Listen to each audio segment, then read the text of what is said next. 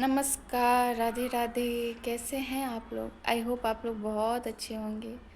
और अभी का ब्लॉग मैं स्टार्ट कर रही हूँ। अभी शाम है, शाम के टाइम में मैं स्टार्ट कर रही हूँ। और अभी मैं देखो किसके साथ बैठी हूँ। ये है मेरी बहाना, बहाना रे बहाना। हरिओम। आप सब कैसे हैं? आशा है आप सब बहुत अच्छे होंगे। गाइस देख लो, आज ये बैठी हुई है। उस दिन आप लोगों को लग रहा होगा कि ये बैठती नहीं है, ये बैठी हुई है, ये बैठती है। अच्छा। हाँ, देख लो, हम बैठते हैं और सीधे बैठते बिल्कुल हैं। सीधी बैठती है ये। अब घर में जो हमेशा ऐसे ही सीधे मुद्रा में बैठेंगे तो रिलैक्स मोड कहाँ आएगा है। इसलिए रिलैक्स मोड में हमेशा घर में रहना चाहिए। फिर जब काम करो तब एकदम अपने एक्टिव मोड में आ जाओ। अब ये काम करिए इसका मतलब। और मेरी जो एक छोटा सा बच्चा है, और छोटा सा बच्चा देखो आज गुस्सा है। वो गुस्सा है मुझसे, पता है क्यों? क्योंकि वो ट्यूशन नहीं जाना चाह रही थी, इसलिए वो मुझसे गुस्सा है। वो अभी जा रही है घूमने अपनी नानी के साथ। जाओ। और अभी बात मुझसे नहीं उल्टा करी क्योंकि वो ट्यूशन नहीं गई है। अब समझो। जबकि मैंने बस बोला ट्यूशन जाओ, उसके लिए गुस्सा है आजकल के बच्चे। और बताइए, आप कुछ बताइए। आज हम दोनों बहनें बातें करेंगे। क्या बताएं? आप क्या कर रही जीवन। हैं? अच्छा, अभी कुछ ज्ञान मिलेगा आपको। तो क्या ही दे सकते। ज्ञान मतलब ऐसा है, ज्ञान का मतलब ये नहीं होता है कि केवल दूसरों को ही बताना होता है, क्योंकि हमारे पास भी दो कान होता है। तो हम जो बोल रहे होते हैं अच्छी बातें, वो हम 1 स्वयं। मिनट, जरा मैं गेट बंद करके आती हूँ। हे प्रभु। गेट बंद कर देती हूँ ना। हाँ, गेट बंद हो गया। अब हम सुनेंगे ज्ञान भरी बातें।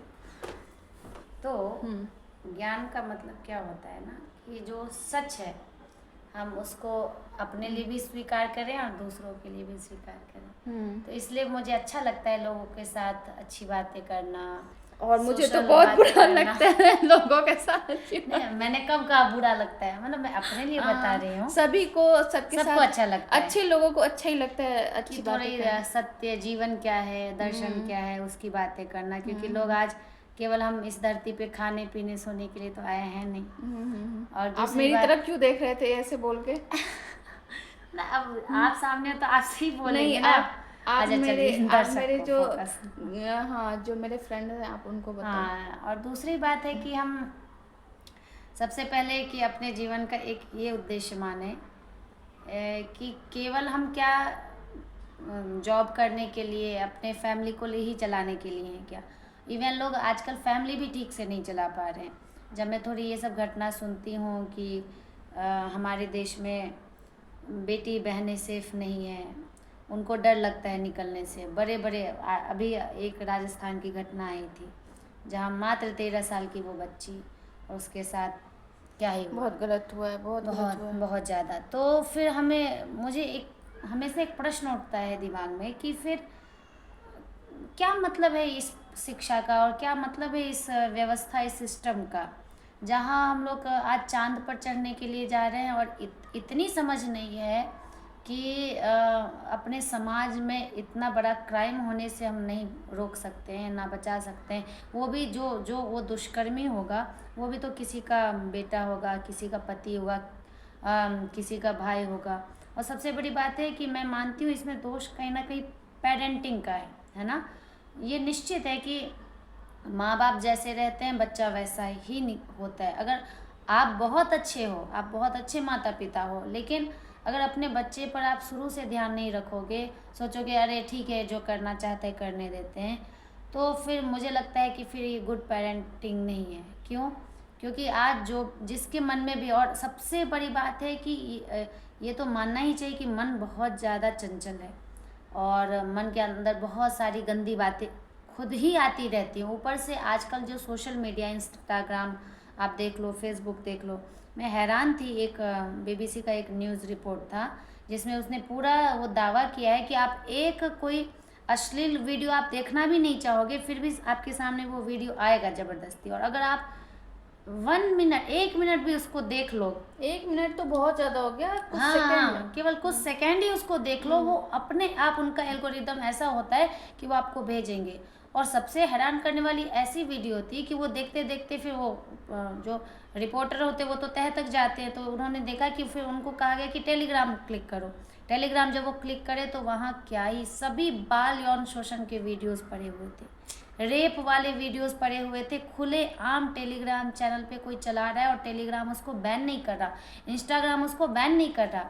इंस्टाग्राम ये लोग क्या करते हैं, पैसे कमाने के चक्कर में बस ये सोच लेते हैं कि कोई भी हो, वो सामने ये नहीं देखते कि कहीं ना कहीं सोशल मीडिया हमारा और हमारी इंडस्ट्री ये कारण बन रहा है इस क्राइम को बढ़ावा देने में। इसलिए थोड़े हम लोग जागरूक बने, अवेयर बने, बस यही कहना चाहूँगी। और इसके लिए सबसे पहले ज़रूरी है गवर्नमेंट, हमारी गवर्नमेंट अगर ये पॉलिसी ख़त्म कर दे कि मतलब ये अश्लीलता चलनी ही नहीं चाहिए, तो वो नहीं होगी। गवर्नमेंट को इसमें बहुत कड़ा रूल लाना पड़ेगा, तभी ये बंद होगा। और अगर कोई एक करे, ये तो फर्स्ट टाइम हुआ नहीं है, कोई एक करे तो अगर पहले ही उसकी बहुत स्ट्रिक्ट उसका वो, या स्ट्रिक्ट क्या, उसको सीधे फांसी एक बार में चढ़ाओ, क्या इतना लंबा या खींचना। हाथ पैर काट दो बस, जिंदा ऐसे रखो, करो हाथ पैर काट दो कि बस डरे उसका। कोई ये सोचने से पहले ना बहुत डरे। बहुत ये घिनौना काम है, घिनौना भी ये बहुत कम वर्ड है। इसके लिए कौन सा वर्ड निकालूं, बहुत गंदा, गंदा भी नहीं, गंदा तो क्या बोलूं, घिनौनों से भी बहुत घिनौना है ये। तो ये तो गवर्नमेंट को इसके लिए बहुत स्ट्रिक्ट होना पड़ेगा, क्योंकि वो पहले बोलते थे कानून को हाथ में नहीं ले।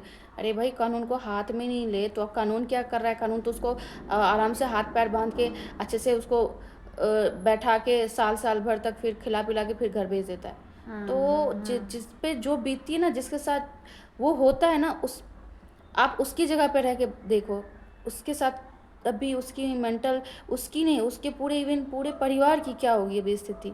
अभी वो किस दौर से गुजर रहा होगा, वो डिप्रेशन में चला गया होगा, वो पूरी ज़िंदगी के लिए उसका वो डिप्रेशन में, वो एंग्जाइटी वो उसको कभी नहीं जाएगी, जिसके साथ होता है और जिसके परिवार के साथ होता है।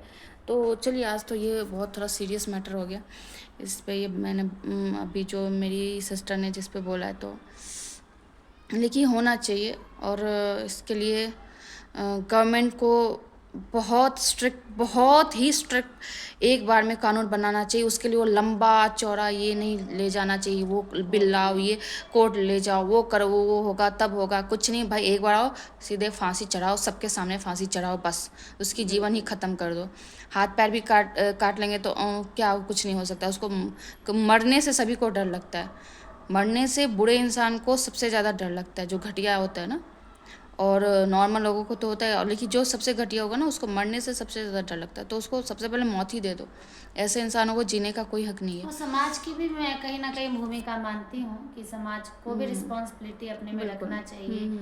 और इसलिए हम कहते हैं ना, स्पिरिचुअलिटी से इसलिए नहीं जुड़े हैं कि भाई हमको बस भगवान के पास जाएं और बस उनसे मांग करना स्टार्ट करें कि मेरा मुझे ये अच्छा दे हो, दो, वो दे दो। भगवान ये मेरा नहीं। अच्छा हो, इसके लिए नहीं, आप बिल्कुल, भगवान बिल्कुल। से जुड़ो। आप अध्यात्म से इसलिए जुड़ो कि कि जीवन एक मीनिंगफुल बन पाए, हाँ, सार्थक बन पाए, और दूसरों को का भी जीवन हम सार्थक बना पाए। बिल्कुल। वो एकमात्र स्पिरिचुअलिटी और मेडिटेटिव माइंड में ही हो सकता है। इसके लिए एक भजन एक सुना देते हैं आपको, और दीदी भी साथ देगी। ये बहुत दीदी, लंबा पता है ये वीडियो हो दीदी का बहुत फेवरेट भजन है। जब मैं गुरुकुल में थी, ये भी कुछ दिन गुरुकुल में रही है, तो ये हमेशा गाती है। इसलिए अच्छा, मैं बाद में सुनाऊंगी क्योंकि वीडियो बहुत लंबा हो चुका है, अरे और इसको अपलोड एक मिनट सुनाने में चलिए, क्या आप जाता एक है? लाइन सुना दो। एक लाइन हाँ, आप साथ देंगे? ओके। आप सुनाओ, मैं नेक्स्ट टाइम सुनाऊँ। हे नाथ अब तो ऐसी कृपा हो, जीवन निरर्थक जाने न पाए। ये आगे अगर आपको सुनना है तो नेक्स्ट वीडियो में देखिएगा। इतना ही, एक line, Vividh Bharati. To be continued. To be continued. चलिए, हाँ। प्लीज़ आप लोग अपना ध्यान रखिएगा, फिर मैं नेक्स्ट ब्लॉग में मिलती हूँ। कमेंट करना, अगर गीत सुनना है तो नीचे कमेंट जरूर कीजिएगा कि अच्छा। आपको ये पूरा गीत सुनना है कि नहीं, फिर हम दोनों आपको सुनाएंगे। चलिए ठीक है। Thank you.